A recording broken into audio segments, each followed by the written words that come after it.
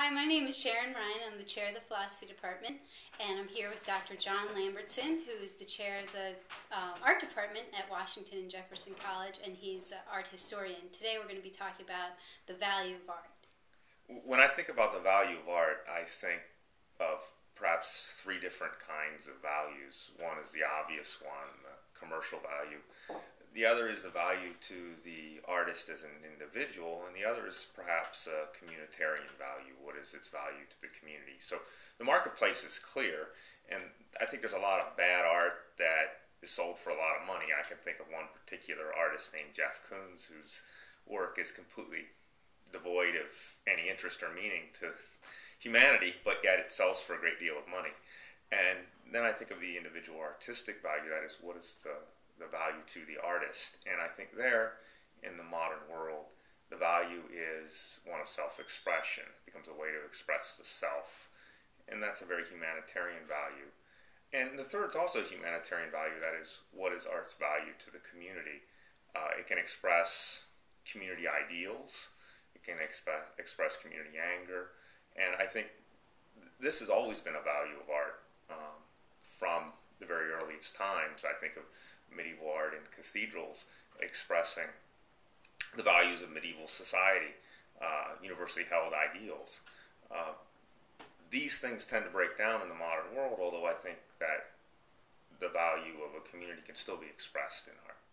So we talk about good art, bad art. Do you think there's really anything to that? Do you think there's any objective values by which you can judge the quality of art, or do you think that the quality of art is just a subjective thing? Some people like one thing and other people like something else, and maybe everybody's right. As long as someone likes it, it's good.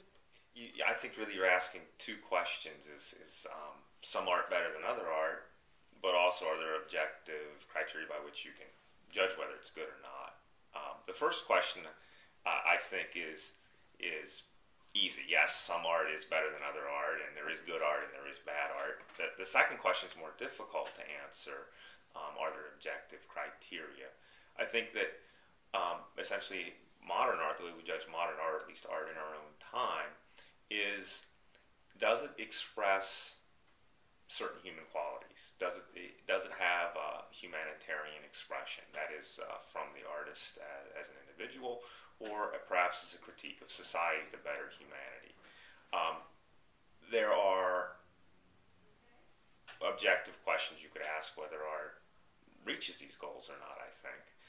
But I also think there's also an element to art which is craftsmanship. Is it well made? Is it poorly made? So you have the content, you have the form, you also have the way in which it's constructed. So I think it's a confluence of all of these issues that make something good art or bad art. There's plenty of art that is worthwhile and interesting because it expresses a humanitarian viewpoint, but yet is really bad to look at. How important do you think making art, appreciating art, is to living well? How important is art to a well-lived life? Well, I think that, again, there are multiple parts to that question. One is art is making art, someone who creates something, and also then art around one to improve one's environment and life in terms of appreciating or receiving art. I think that everyone has a potential to be an artist because art is about self-expression in many ways. So on one level, art's extraordinarily important, particularly art education, to young people's lives, and I would argue even to adults' lives. That is, you have something you want to say, and you create something that expresses that idea. In terms of having art around you, I think it's incredibly important. If we look at modern art movements such as the Style in the Netherlands, they believe that art, in the future, the entire world would be art, so we wouldn't have need for easel paintings. It's a utopian idea. The idea is that that kind of environment is one that improves the quality of life and human well-being. Henri Matisse, the famous French painter, believed that his paintings actually could improve your mood and even improve your health. He put pictures that he had created around a friend's bed when he was sick and believed that they had beneficent radiation, that they could somehow make you better if you were ill. So that's what some artists believe. I think that all you have to do is look at your visual experience in certain cities. The environment is a built environment, which is art in a sense, architecture all around you, some good, some bad. And I'll leave it to those who walk the streets of Morgantown and those who walk the streets of, say, some place like Frederick, Maryland, to decide which is a better aesthetic environment. I have my own opinions, but I think that your environment indeed does reflect a well-lived life and can make you feel better about the life you live. And whether it's an easel painting, a piece of architecture, or a sculpture.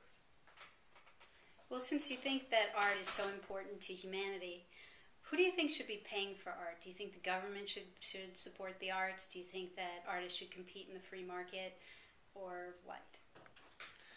Who should pay for art? That's a difficult question, and it's one that I think this country's fairly well decided upon, that the free market should pay for art. It's a free market environment. Occasionally there's been forays into, well, and there still are, the National Endowment for the Arts still supports art, but it doesn't support individual artists in the way it used to. And perhaps that's the best way to start answering your question. There were great problems with the NEA's support of individual artists. There were political problems. Our esteemed deceased Senator Jesse Helms from North Carolina had great difficulty with art that he considered perverse or anti-American.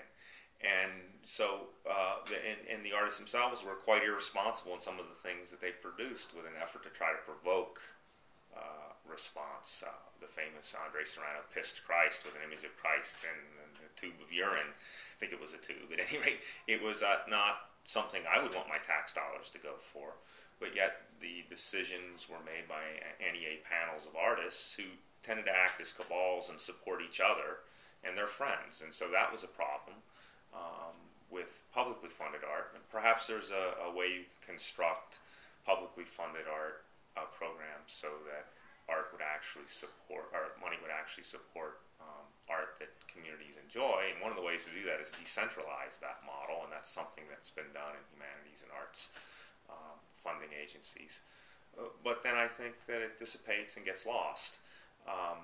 The free market, of course, is a problem because it's whatever sells or whatever one can sell is considered art. And I think that then you have a class of artists who make a great deal of money and many good artists who don't make money because they haven't found a market niche. I think really the key to all of this is, I don't have an answer for how art should be funded, but art education should be funded by the state, and it should be funded generously. And this is where we build a respect for art. And I think too often art is given a back seat to science and math. And we see this, I see this in public schools in the country, not just here in Mon County, where if you're constructing a schedule for a student, well, you bump the art class to keep the math and science in order because that particular student is gifted in math or science. I see it in the way testing's done. But years ago, there have been studies done about the role of art in helping one create not just art, but create solutions to major problems. And so art can help students do this, both in preparation as high school students, but later in life. There are clearly connections between music and math. These relationships, there's been studies showing that music education, art education, help that side of the brain that works in math. So I think that the role of art, where it's critical, I think, is in art education for students. As far as funding projects, I don't have an answer for that. I think that you can debate that to the end, and there are pros and cons for market versus government. And perhaps you can construct systems that work, governmental systems that work. But clearly the role of government is in arts education. Thank you, Dr. Lambertson.